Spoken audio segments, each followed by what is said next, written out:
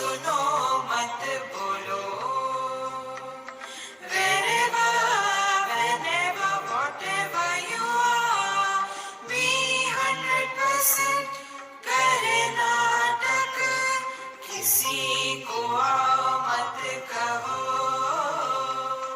किसी को जाओ मत कहो, ना कुछ पाना ना कुछ खोना। Who asked you live at zero complete level? मौज में रहो, be happy.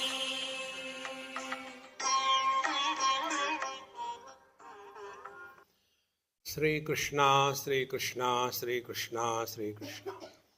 गुरुर्ब्रह्मा गुरुर्विष्णु गुरुर्देवो महेश्वरः, गुरु साक्षात् परम ब्रह्म तस्मै श्री गुरवे नमः, तस्मै श्री गुरवे नमः। I am talking in English और Hindi? English? Let us vote.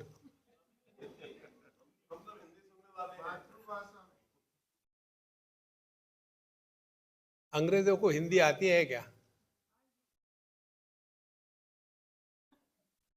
ये सभी अंग्रेजी है, अंग्रेजी बोलते हैं। देखो, अभी हमने यह हैप्पी मंत्र माला सुनी।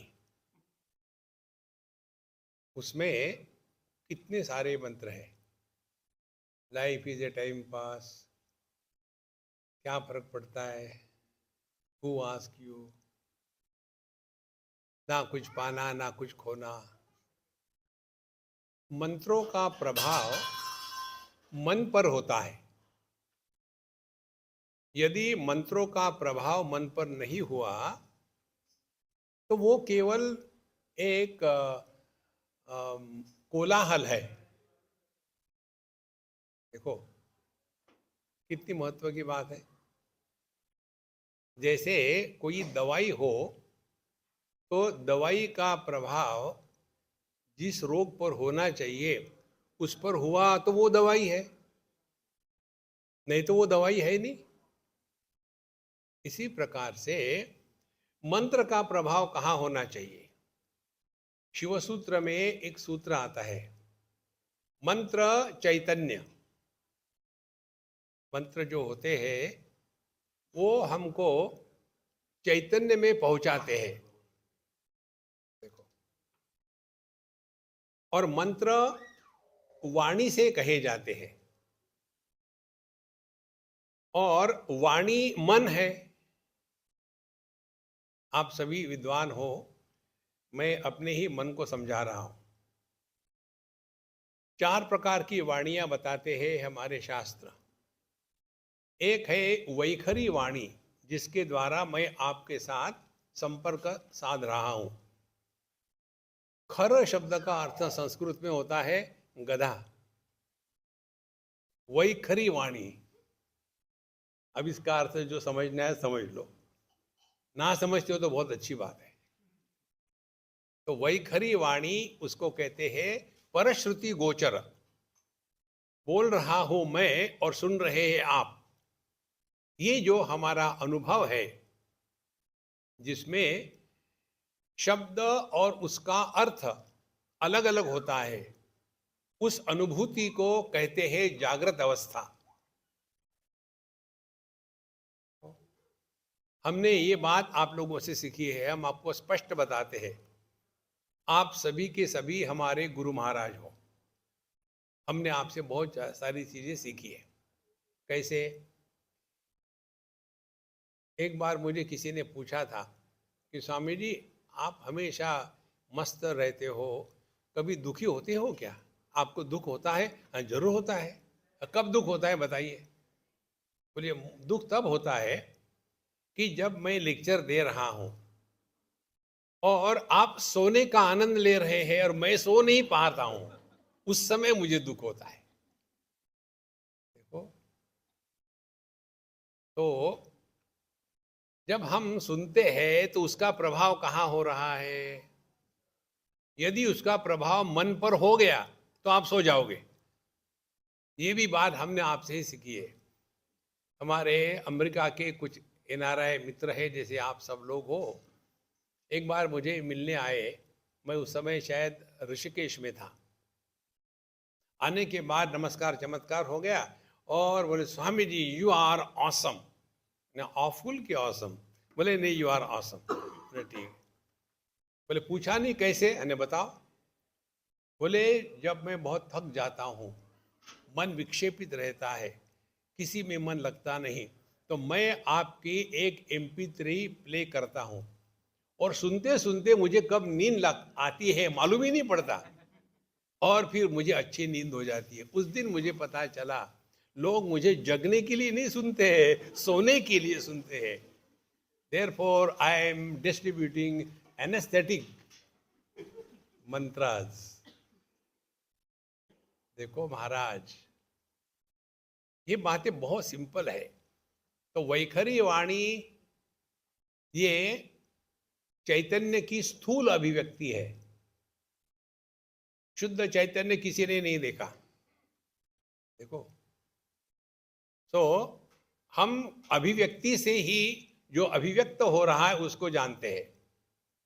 From the effects we know the cause.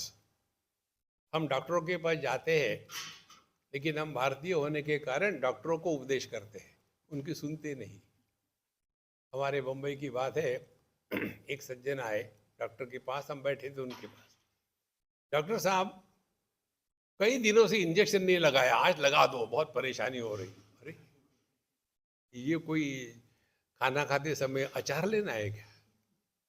तो हम डॉक्टर के पास जाते हैं और जाने के बाद डॉक्टरों को रोग नहीं बताते, जो उसके लक्षण है। मुझे सर दर्द होता है, मुझे कमर में दर्द है, तो उन दर्द से, उन लक्षणों से हम उसके कारण को ढूंढते हैं। तो सिद्धांत क्या हो गया? हमको दुनिया में जो अनुभव होता है वो कार्य का होता है, कारण का अनुभव नहीं होता। कारण हमेशा अज्ञात रहता है। जैसे समझो कोई बच्चा हो, और ये बच्चे को लेकर के हम क्या पूछेंगे उसको, बेटा तुम्हारे पिताजी का नाम क्या है? माने वो कार्य है, कार्य से ही कारण के पास पहुंच जाते हैं। इसी प्रकार से यह जो वैखरी वाणी है ये कार्य है। इसका कारण क्या है? देखो, इसका कारण है कि हम देहात्म भाव में फंसे हुए हैं, और उसके पश्चात फिर हम बोलते हैं। और पहली स्थिति ये हो गई वैखरी वाणी, जहां जागृत अवस्था की अनुभूति होती है। अब दूसरी वाणी है, दूसरी स्पीच है, उसको कहते हैं मध्यमा वाणी। मध्यमा वाणी माने जो परश्रुति गोचर नहीं है। हम बोलते हैं लेकिन अन्य लोग सुन नहीं सकते उसको। देखो,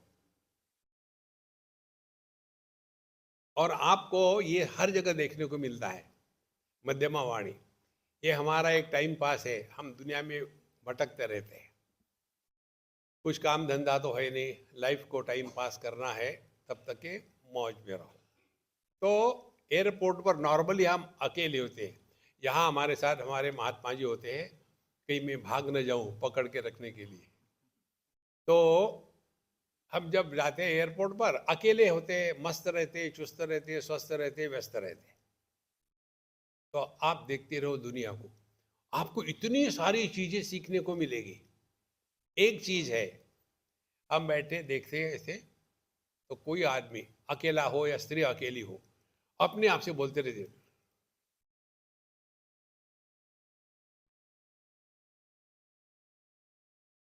ये क्या चल रहा है? ये जितना है अपने आप से बोले जा रहे, अपने आप से बोले जा रहे। इसको कहते हैं मध्यमा वाणी, जो अन्य सुन नहीं सकते। इसकी भी दो स्थितियां है। ये मध्यमा वाणी जब अगले अन्य सुन नहीं सकते, ये सूक्ष्म केवल मन में ही चलती है।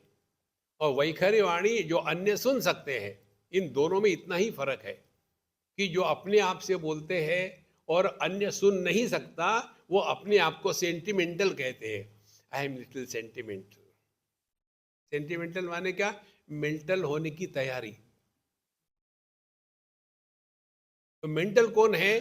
अपने आप से बोलते हैं लेकिन बाकी लोग भी सुन सकते हैं। देखो, ये दोनों की दोनों मन की अभिव्यक्तियां है। तो एक हो गई वैखरी वाणी, दूसरी हो गई मध्यमा वाणी। अब तीसरी है जिसको कहते हैं पश्चंती वाणी। तो वैखरी वाणी में शब्द और उसका अर्थ अलग होता है। जैसे माइक, ये शब्द हमारे मुंह में है, मन में है, और ये वस्तु बाहर है, वैखरी वाणी का क्षेत्र। दूसरा है मध्यमा वाणी, जिसको कहते हैं हिंदी में ख्याली पुलाव। ख्याली पुलाव माने हम अपने आप से बात कर रहे हैं। अब यहाँ से जाकर के घर में जाकर के खाना बनाएंगे, खाना क्या बनाना है, कल का है, फ्रिज से निकालेंगे, माइक्रोवेव में डालेंगे और पिंड दान करेंगे खाने वाले को। ये हम अपने आप से बोल जा रहे हैं, माने शब्द और उसका अर्थ ये अलग अलग नहीं है। ये मध्यमा वाणी हो गई। अब तीसरी आती है पश्चंती वाणी। पश्चंती वाणी में शब्द और अर्थ अभी अलग अलग नहीं हुए। इसको समझना हो तो एक उदाहरण ले लो।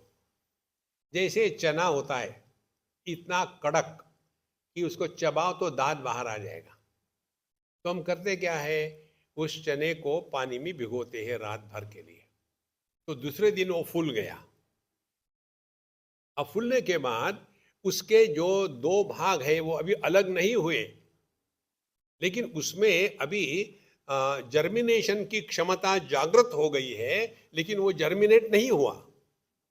देखो, यह जो स्थिति है हमारे मन की, उसको कहते हैं पश्चंती वाणी। ध्यान से सुनना। यदि बीज चने का होगा तो उसमें से चने का ही पौधा निकलेगा।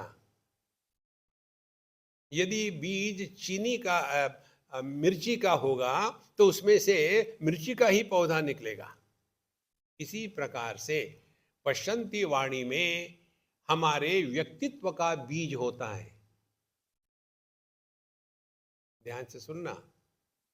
रात को जब हम सोते हैं, खर्राटे मारते हैं, और कौन सोया था? इंजीनियर। सुबह उठने के बाद वो डॉक्टर बन जाता है क्या? इंजीनियर ही उठेगा। कारण क्या है? क्योंकि जो सीड है पश्चंती वाणी का, इसीलिए पश्चंती वाणी में शब्द और उसका अर्थ यह अलग नहीं है, लेकिन वो बीजात्मक दृष्टि से होते हैं पश्चंती वाणी। और आखिरी होती है परावाणी, चौथी वाणी। आपने जाना होगा, एक बहुत अच्छी सिंगर थी, अभी नहीं रही वो, उनका नाम था वाणी जयराम। हमारा बहुत प्रेम था उनके साथ। तो वाणी का तात्पर्य क्या है? अभी शब्द प्रकट होने की प्रक्रिया शुरू नहीं हुई, उसी को कहते हैं चेतना। और चेतना क्या है? चेतना है चैतन्य की अभिव्यक्ति। हम आपको सूक्ष्म ले जा रहे, ऊपर ऊपर की बातें बहुत हो गई, अब अंदर जाओ। आत्मनस्तु कामाय सर्वम प्रियम भवति, अपने आप को पहचान।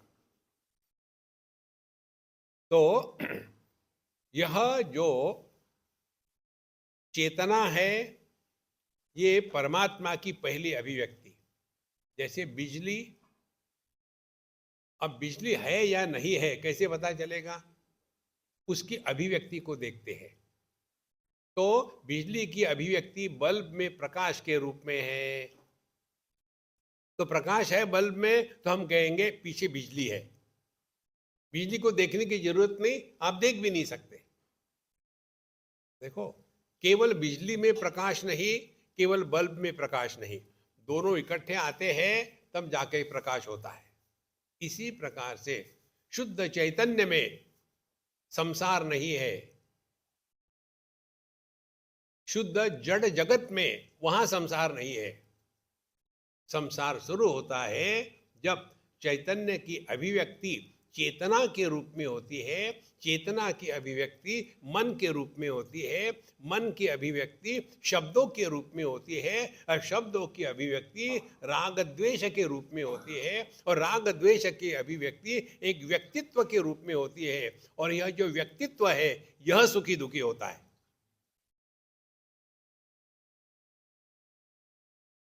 देखो कहां पहुंच गए आप, अपने पास पहुंच गए। हम सभी लोग जीपीएस वाले हैं ना। जीपीएस में 2 पॉइंट होते हैं, पॉइंट ऑफ ओरिजिन और डेस्टिनेशन। अब हम कहाँ हैं? हम दुनिया में हैं, और डेस्टिनेशन क्या है? गणपति बाप्पा मोरया, वो डेस्टिनेशन है।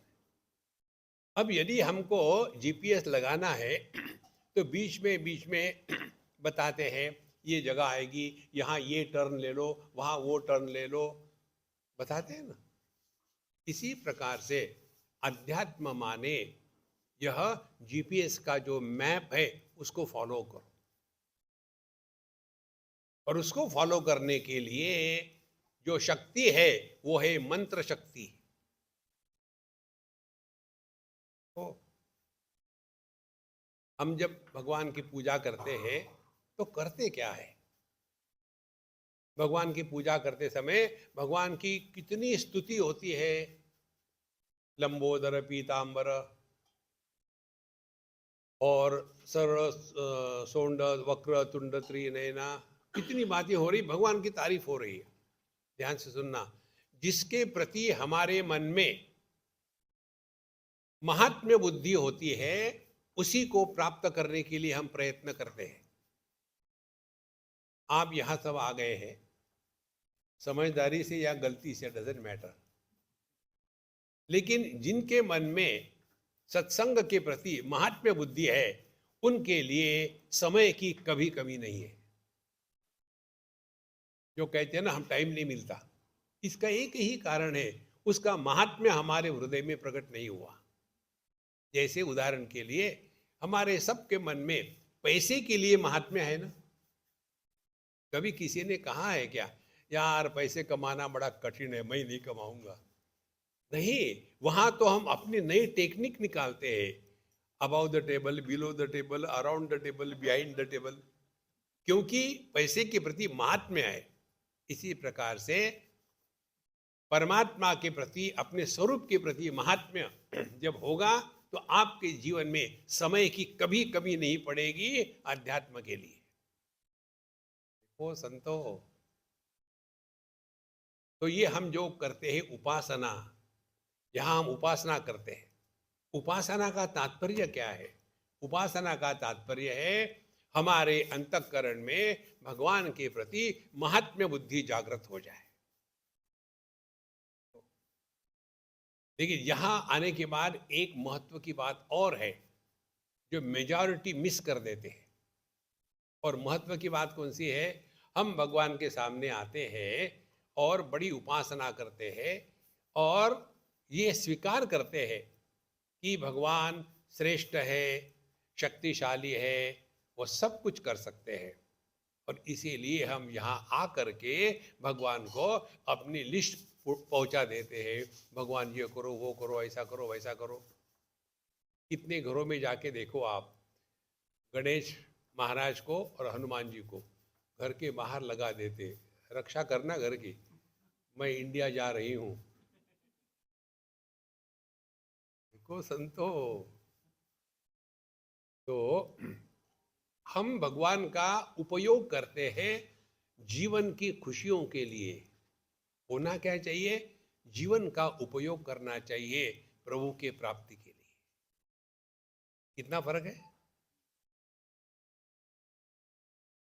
इसीलिए यदि हमारे हृदय में भगवत के प्रति, भगवान के प्रति महात्म्य बुद्धि जागृत हो गई है तो हमको अब दुनिया में प्रभु के सिवा कुछ नहीं चाहिए। एक राजा था, उसका कोई पुत्र नहीं था। स्टैंडर्ड स्टोरी होती है। और अब उसने सोचा कि मेरे मरने के बाद किसको मैं अपना पुत्र के रूप में स्वीकार करूं। तो उसने सोचा कि मुझे देखने दो कौन इंटेलिजेंट लड़का है।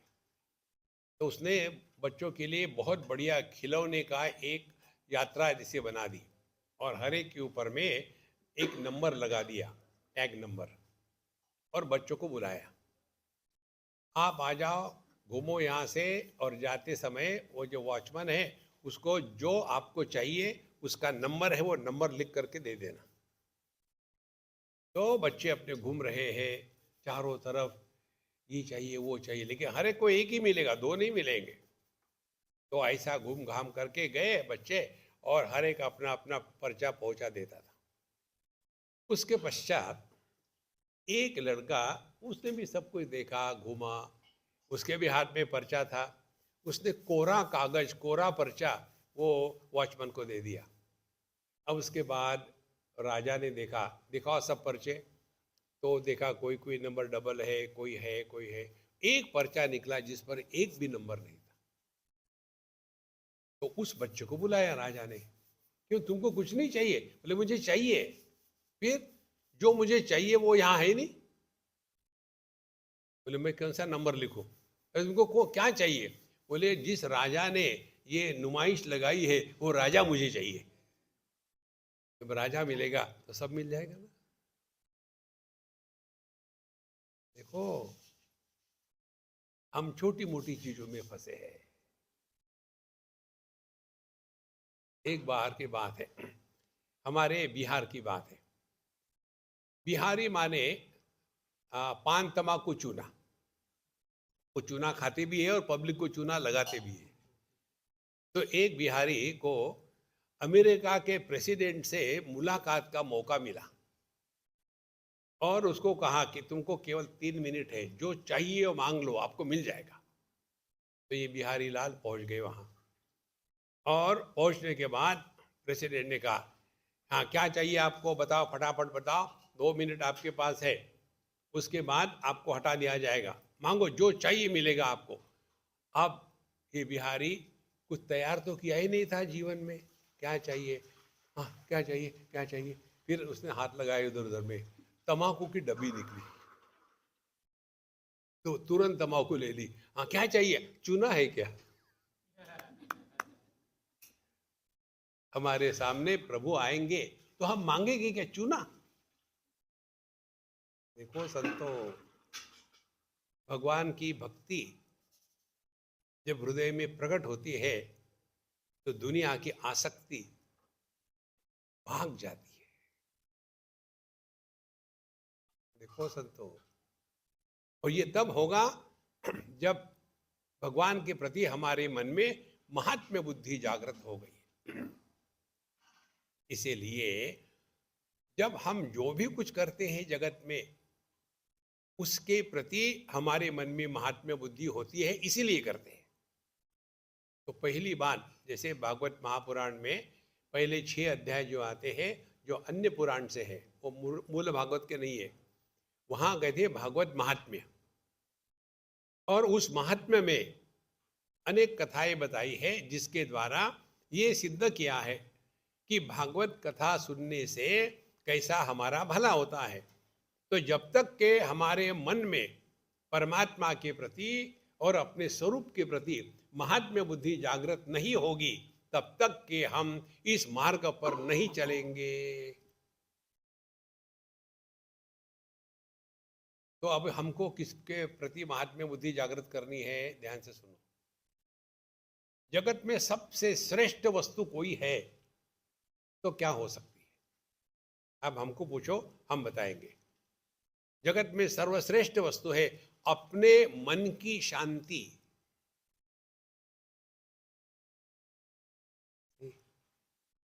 नास्ति बुद्धि अयुक्तस्य न चायुक्तस्य भावना न चा भावयत शांति ही अशांतस्य कुतः सुखम। कोई व्यक्ति कहे कि मैं बड़ा डिस्टर्ब हूं लेकिन खुश हूं, ये संभव नहीं है।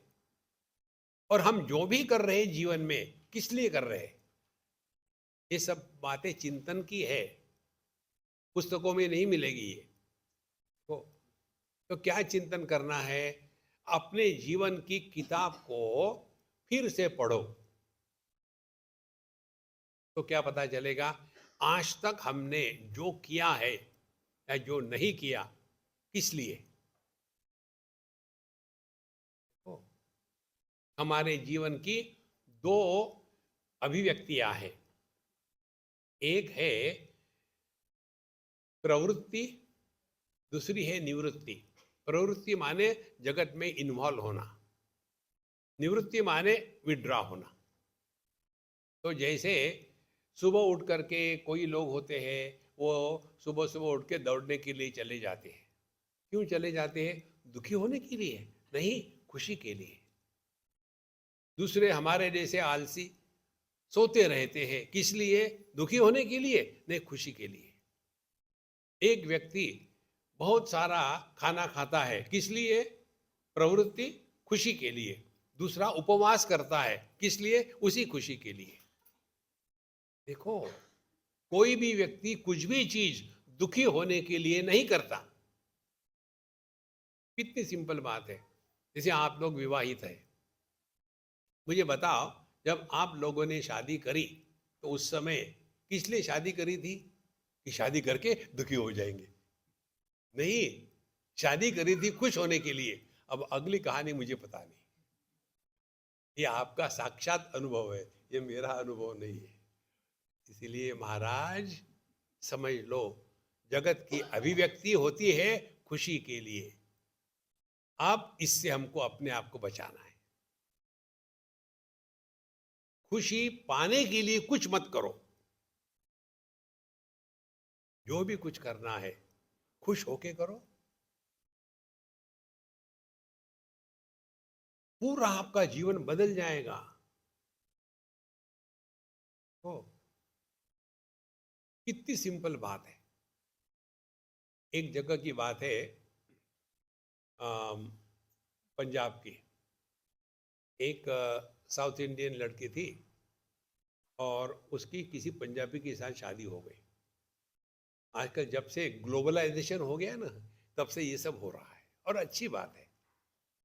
तो ये साउथ इंडियन लड़की पंजाबी के घर गई। साउथ इंडिया माने क्या? इडली डोसा, डोसा इडली, इडली डोसा, डोसा इडली। और पंजाबी माने क्या? पराठा पराठा पराठा पराठा, दूसरा कुछ है ही नहीं उसमें। अब ये बेचारे साउथ इंडियन उसके घर में जाने के बाद पराठे बनाओ पराठे बनाओ, खत्म ही नहीं होते। एक एक आदमी 10-10 पराठे खाता है और उसके वो बेलते बलते हाथ खराब हो जाते, परेशान हो जाती। करना तो ही। अब ये जो पराठे बनाती रोज इतनी परेशान हो जाती थी, हे भगवान, क्या ये लोग दूसरा खा नहीं सकते क्या? पराठे पराठे। उस घर में सबको कॉन्स्टिपेशन, क्योंकि वो प्रेम से नहीं कुछ बनाया था। देखो संतो, दुखी हो कि कुछ मत करो। जीवन की अभिव्यक्ति जब आनंद के रूप में होती है, तब हमारे हृदय से परमात्मा प्रकट होते हैं। उपनिषद में आता है, आनंदादेव खल्विमानि भूतानि जायन्ते आनंदेन जातानि जीवन्ति। भगवान की अभिव्यक्ति दुख नहीं है, आनंद है। देखो, तो जब जब हमारे जीवन में आनंद की अभिव्यक्ति होती है, समझ लेना प्रभु आपके हृदय से प्रकट हो रहे हैं। एक महत्व की बात आपको बताते हैं, ध्यान से सुनना। भगवान के दर्शन के पीछे अपने आप को बर्बाद मत करना। ध्यान से सुनना, सूक्ष्म बात है। इसका गलत अर्थ बड़ा आसानी से निकल सकता है, हमको समझना है। आपने भागवत महापुराण में ध्रुव जी की कथा सुनी होगी। ध्रुव जी को दुख हो गया किसी जो कारण, कथा तो आपको पता है।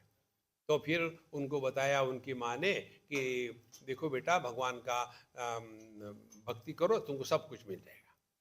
अब वो छोटा था बच्चा, 5-6 साल का, जा करके उसने तपस्या शुरू कर दी।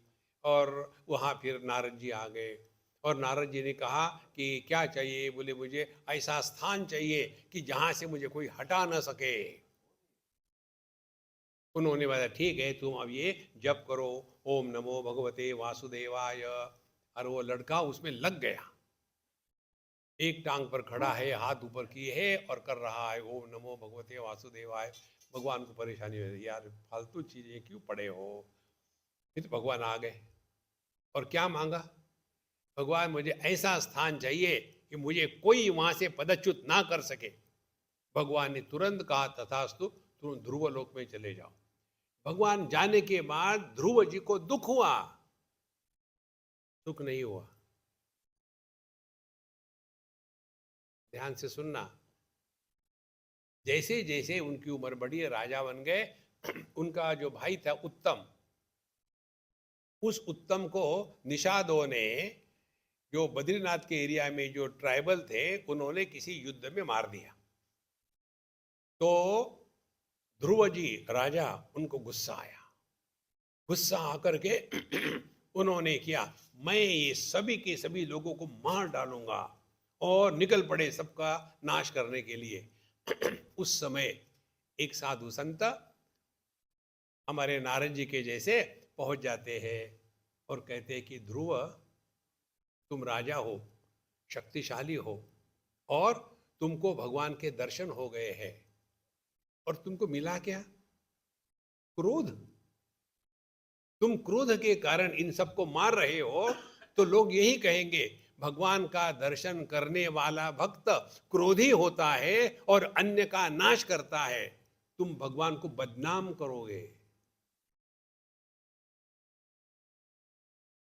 देखो, हम भगवान की भक्ति करते हैं, प्रेम करते हैं, और किसी के भी प्रति हमारे मन में घृणा हो, तो हम भगवान का और भगवान के भक्ति की मजाक उड़ा रहे हैं।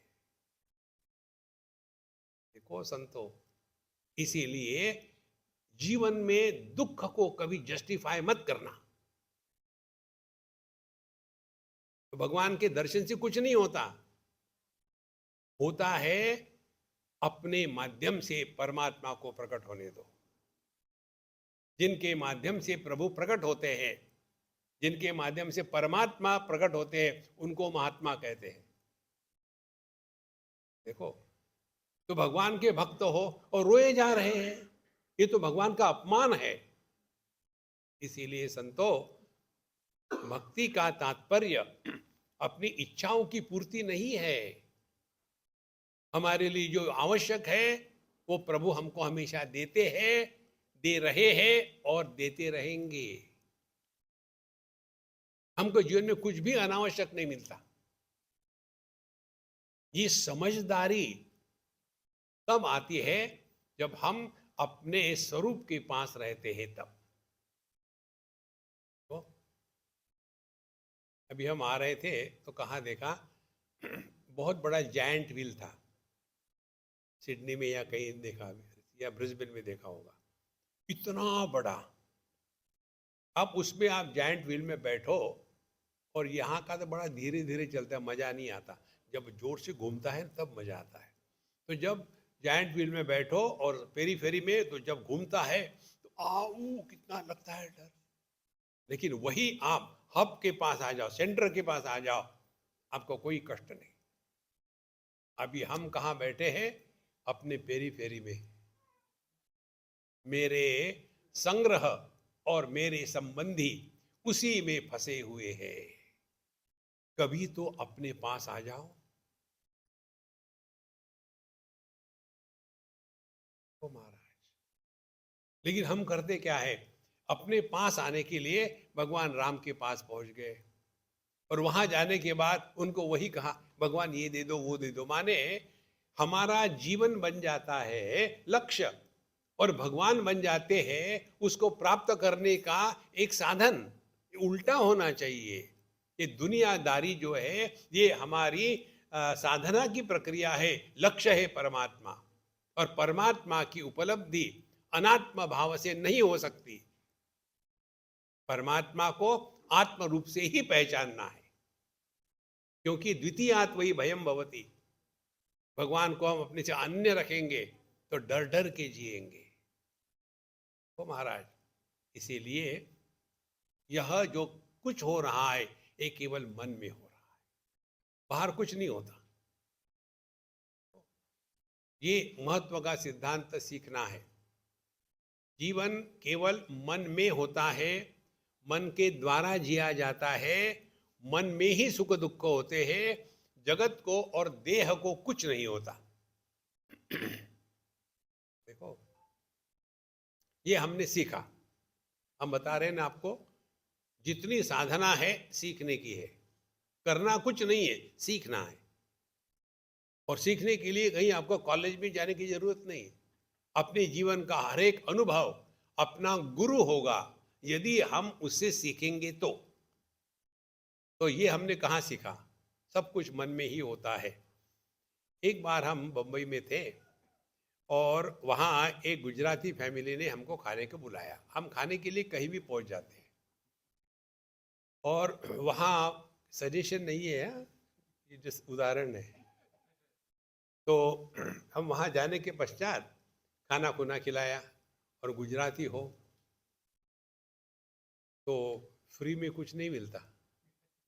खाना खा के हम जब निकल रहे थे, बोले स्वामी जी हमारी बा बीमार है, बा माने ग्रैंड मदर है जो भी होगी, वो बीमार है, आप उनको जरा आशीर्वाद करो। आज तक मुझे समझ में नहीं आया आशीर्वाद करना माने क्या। फोटोग्राफी कर सकते हैं, हमको नहीं मालूम आशीर्वाद कैसा करते हैं। तो वहाँ गए, स्वामी जी आशीर्वाद करना, ठीक है आशीर्वाद है। बोले नहीं नहीं स्वामी जी, आप वो उस कमरे में है, बीमार है। There is nothing like free dinner in this world. पहले खाना खिलाया फिर काम करवाते हैं। तो हम गए वहाँ, वो अम्मा बूढ़ी थी, कोमा में पड़ी हुई थी,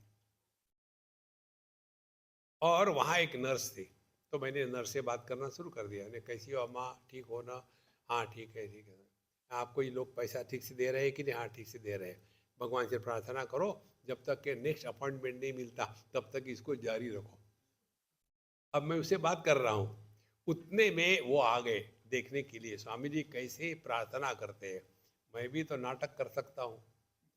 तुरंत मैंने वो कोमेटोज अम्मा का हाथ अपने हाथ में लिया, मेरा हाथ उस पर रखा और अपने हाथ को किस किया।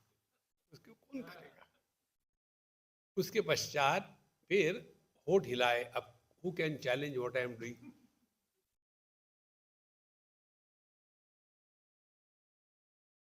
कुछ नहीं किया है, झूठ। उसके पश्चात ठीक है अच्छा स्वामी जी, चला गया। तीसरे दिन सत्संग में वो सज्जन आए। आने के बाद, Swami ji you are great, ऐसे थैंक यू वेरी मच, आपने मुझे पहचाना? हमने कहा मैं भगवान को भूल चुका हूँ, तुमको कहाँ पहचानूंगा? बोले उस दिन आप हमारे घर में आए थे, हमको नहीं याद। नहीं हमारी दादी माँ बीमार थी, हमको नहीं याद। बोले आप हमारे यहाँ खाना खाए थे 3 दिन पहले। हमने कहा वो निकल गया, अभी है नहीं अंदर में। फिर कहते वो बीमार थी, आपने उनको आशीर्वाद दिए और भगवान ने उनके दुख से उनकी निवृत्ति कर दी, माने वो मर गई। हम उनका दुख नहीं देख सकते थे। हमने कहा महात्मा जी ध्यान से सुनना, मनुष्य सबसे ज्यादा धोखा और बेवकूफ अपने को बनाता है, अन्य को नहीं बनाता। तो मैंने उसको कहा, hey Mujju Maharaj, do you know one very simple thing, कि those who are in coma they don't suffer. जो कोमा में होते हैं उनको दुख नहीं होता। क्यों? क्योंकि उनका देह के साथ तादात्म्य नहीं है। और जो जगते हैं, जो कोमा में नहीं है, उनको दुख होता है। क्यों? कि बिल उनको पे करना है। देखो महाराज, तो दुख कहाँ हो रहा है? शरीर को दुख नहीं होता, शरीर जीवन नहीं जीता, शरीर के माध्यम से जीवन जिया जाता है। बल्ब में प्रकाश नहीं होता, बल्ब के माध्यम से बिजली प्रकाश के रूप में प्रकट होती है। इसी प्रकार से परमात्मा हमारे माध्यम से प्रकट होता है मन के रूप में। अब ये मन कहाँ फंसा हुआ है? देखो, तो ये मन फंसा हुआ है किसी वस्तु व्यक्ति में, और जिस वस्तु व्यक्ति में मन फंसा है उसको लेकर के हमारा मन रिएक्शन करता है। तो साधना क्या हो गई? Don't react in life, only act. ध्यान से सुनना। एक मंत्र आपने सुना है, देखो, सुनो, मत बोलो। अब ये दुनिया क्या है? दुनिया केवल दो बातें हैं, नाम और रूप। एक ग्रंथ है उसमें आता है, अस्ति भाति प्रिय नाम रूप इति पंचमशकम आद्यत्रयम ब्रह्म रूपम जगत रूपम तत्वद्वयम। सच्चिदानंद परमात्मा है, नाम रूप जगत है। जैसे सुवर्ण के आभूषण ले लो, तो सुवर्ण के आभूषण क्या है? सुवर्ण, फिर उस आभूषण का आकार और उस आभूषण का नाम, तीन है। अब ये तीनों में से सत्य क्या है? नाम सत्य है कि रूप सत्य है कि सुवर्ण सत्य है? इसी प्रकार से ये जो दुनिया है ना, इसके भी ये तीन भाग है। सच्चिदानंद एक भाग जो परमात्मा है, और नाम रूप जो है ये जगत है। तो जब भी हम जगत की बात करते हैं तो जगत हमारे अंदर प्रवेश करता है नाम रूप के अवतार से। ध्यान से सुनना, अत्यंत सूक्ष्म बात है, हमको सब्जेक्टिवली पहचानना है अपने आप को। अब दुनिया हमारे मन में प्रवेश करती है, तो प्रवेश करने के दरवाजे क्या है? दरवाजे दो है। एक तो दृष्टि है और दूसरी श्रवण शक्ति है, कान है। जिस व्यक्ति को दृष्टि नहीं है उस व्यक्ति के लिए रूप रंग की सत्ता नहीं है। जिस व्यक्ति को श्रवण शक्ति नहीं है उसके लिए शब्द की सत्ता नहीं है।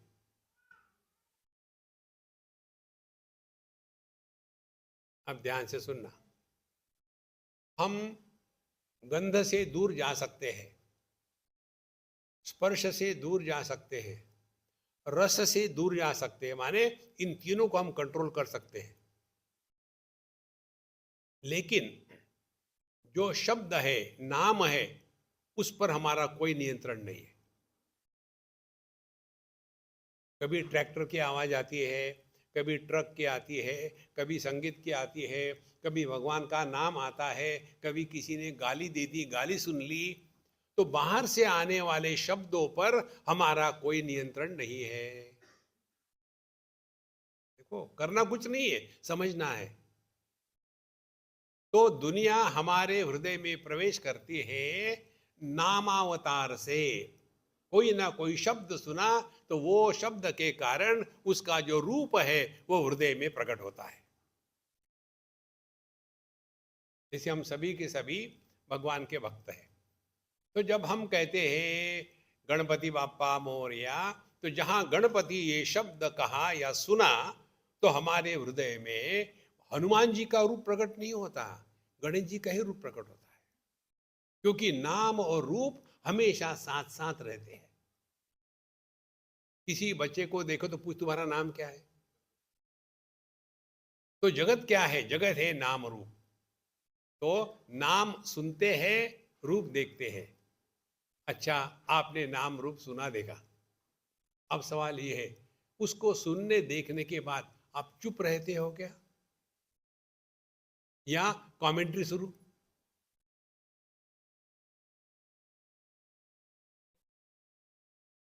कितना अनावश्यक बोलते हैं हम। कुछ भी देखा, रूप, कुछ भी सुना, शब्द, कमेंट्री शुरू।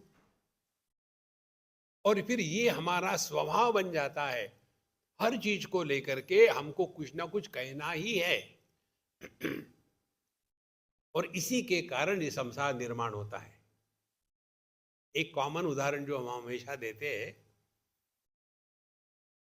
कहना नहीं चाहिए 10 लोगों में एक अम्मा सांस बैठी है, कहना नहीं चाहिए, लेकिन हमारे पड़ोसी की बहू हमारे बहू से 1000 गुना अच्छी है। अरे महारानी, जब तुमको मालूम है कहना नहीं चाहिए तो चुप क्यों नहीं बैठती हो? एक दिल्ली का अनुभव आपको बताती इसी को लेकर के। एक पंजाबी अम्मा थी और बूढ़ी थी और उसका लड़का था बड़ा हैंडसम, लंबा चौड़ा, चिट्टा चिट्टा माने गोरा। और उसने किसी एक लड़की के साथ उसका प्यार हो गया, एवरेज दिखने वाली, गोरी बुरी नहीं थी, तो उसको उसके से शादी करनी है। उसके माँ ने कहा, देखो बेटा, तुम इतने हैंडसम हो, लंबे चौड़े हो, दिखने के लिए सुंदर हो, तुम किसके पीछे पड़े हो? कोई अच्छी लड़की ढूंढो, ये क्या तुमने ढूंढ रही? अब ये बात उस लड़की ने सुनी, लेकिन शादी तो लड़के ने उसी से करी। अब जिंदगी भर के लिए उसको यही मंत्र सुनना पड़ा। उसी ने मुझे बताया था कि जब मैं कुछ भी कहती, जैसे जापान में बहुत बड़ा भूकंप हो गया, वो तुरंत कहती है, हाँ मैं सुंदर कहाँ हूँ? कोई है इसका कनेक्शन? अरे बाप रे, आपके ऑकलैंड में कितनी भयानक बारिश आ गई, हाँ आएगी, मैं सुंदर कहाँ हूँ? अब ये एक वाक्य सुनते सुनते सुनते सुनते वो बुढ़ाऊ पागल हो गई। तो स्वामी जी मैं क्या करूं? मैं सुंदर कहाँ हूं? देखो मनुष्य, उस समय वो यदि अपने मुंह पर, जबान पर ताला लगाती तो जिंदगी पर दुखी नहीं होती। संतो, किसी आ, वस्तु के साथ यदि चोट लगती है तो वो सुधर जा सकती है। आप शब्दों के द्वारा किए गए प्रहार जो होते हैं वो कभी हील नहीं होते। इसीलिए देखो, सुनो, मत बोलो। देखिए, बोलना आवश्यक है। कौ चलते रहते चलते रहते, बहुत बड़ी साधना है ये। यदि आप इसको ले लो तो देखो आप, कितनी आनंद की बात है। अब इसके लिए एक अगली स्टेप, कोई कठिन नहीं है संतो, ये बिल्कुल सिंपल है। देखो, सुनो, मत बोलो, ये हमने देखो सुना है, सीखा ही है, वही बता रहे हैं आपको। हम जब अन्य के साथ बोलते हैं तो या तो अपने भूतकाल के बारे में बोलते हैं या उसके भूतकाल के बारे में पूछते हैं। जी, गुप्ता जी, आप कहाँ के हो? यहाँ कहाँ से आए हो? कब आए हो? किस लिए आए हो? कोई जरूरत है? कोई किसी के बारे में जानने की आवश्यकता नहीं। लेकिन हम भारतीय है ना, भारतीय लोगों को हर एक की कुंडली नहीं जानते। तुम कब आए, कब पैदा हुए, कहाँ पैदा हुए, क्यों पैदा हुए यार? अरे, कोई अंत है उन प्रश्नों को? बोले जा रहे। इसीलिए ये ट्राई करो, किसी के भी साथ किसी भी विषय पर बोलने के पहले अपने आप को पूछ लो, क्या बोलना आवश्यक है?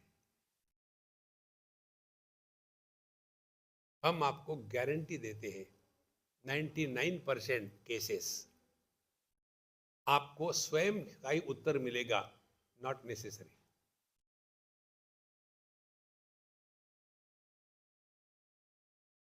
ये भी बात मैंने आपसे ही सीखी है, आप मेरे सब गुरु हो।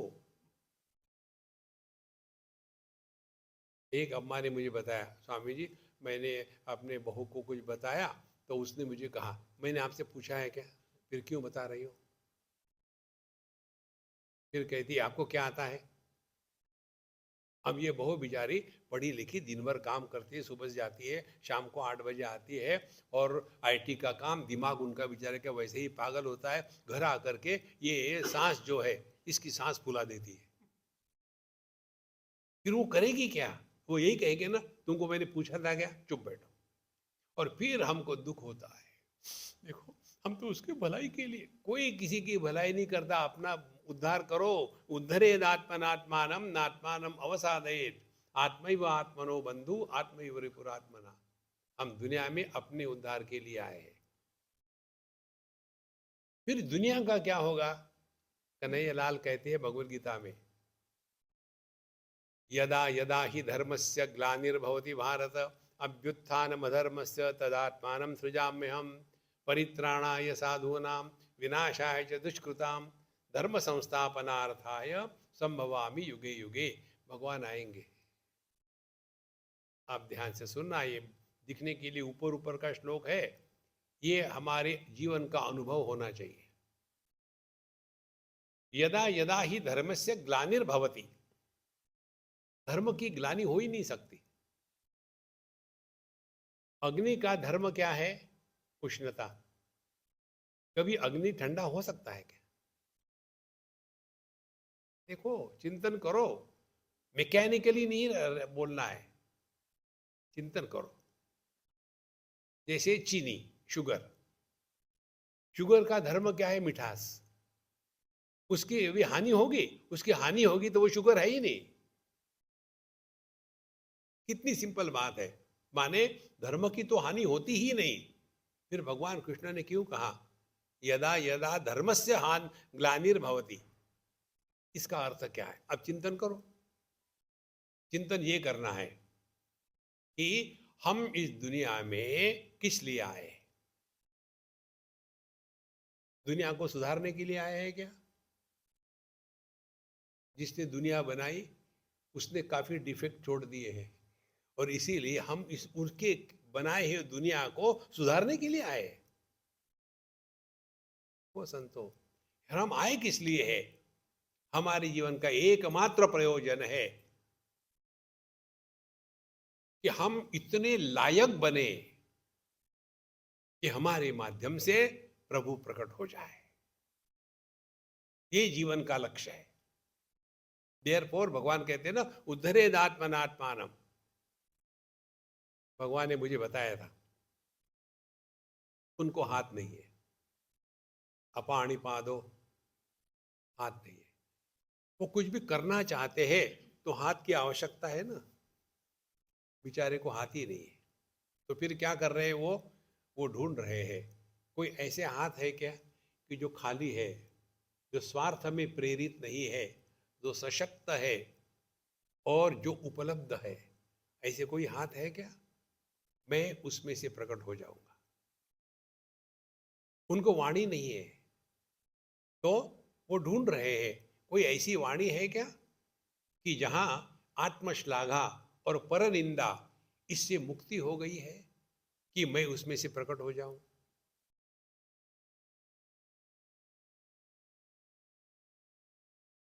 संतो, हमारे जीवन का कोई प्रयोजन नहीं है, प्रयोजन भगवान का है, जिसने बनाया उसका। जैसे ये माइक, माइक का कोई प्रयोजन नहीं है, प्रयोजन है इसको हाथ में पकड़ने वाले का।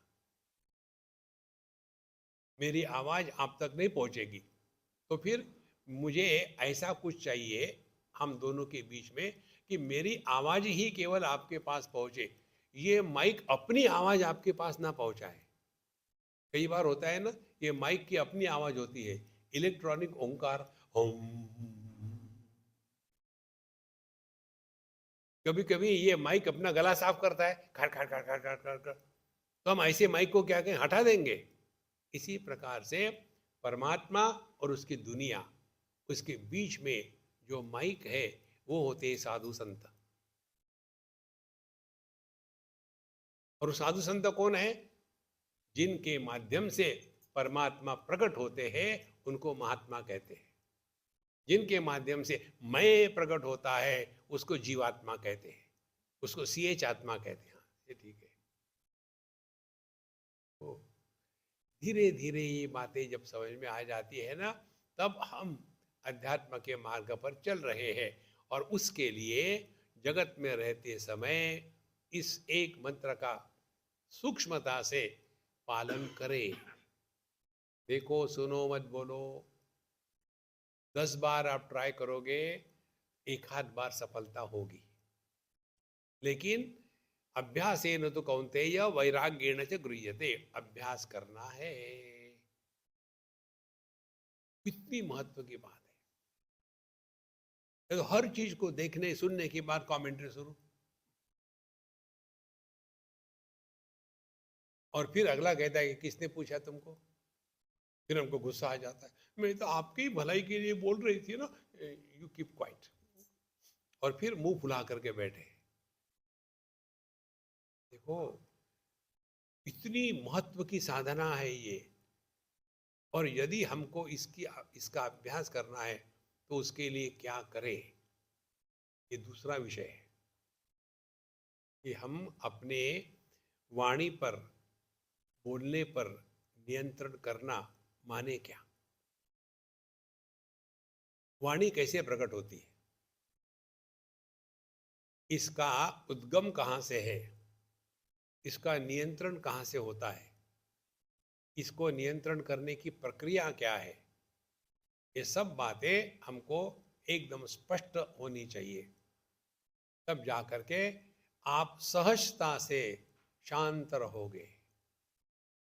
भगवान शंकराचार्य कहते हैं, ऐसे जो साधु संत होते हैं, योग रतो वा भोग रतो वा संग रतो वा संग विहीना, उनको कुछ फर्क नहीं पड़ता, ना उद्धव का लेना ना माधव को देना। अध्यात्म की पराकाष्ठा होती है सब विशेषताओं से ऊपर उठ जाना। परमात्मा निर्विशेष सत्ता है। जो निर्विशेष है उसको मान अपमान दोनों नहीं होता। हमारे कन्हैया लाल को यशोदा मैया ने डांटा, मिट्टी खाता है, सुअर था क्या। हमारे व्रज भूमि में जाके देखो, अभी भी वहां की गालियां इतनी बढ़िया होती है, और छोटी मोटी गाली नहीं, पूरे आपके खानदान को उसमें इंक्लूड कर लेते हैं, खानदानी गालियां। तो जब कन्हैया लाल को कहा कि तुम सुअर थे क्या, तो भगवान को गुस्सा नहीं आया, उनको आश्चर्य लगा, अरे यशोदा मैया जानती है क्या, मैंने ही तो वराह अवतार लिया था, अब इसको कंफ्यूज करना चाहिए, इसीलिए उसको विश्व रूप दर्शन दिखा दिया मुंह में। हमको कोई सुअर कहे तो हम कितना गुस्सा कहेंगे।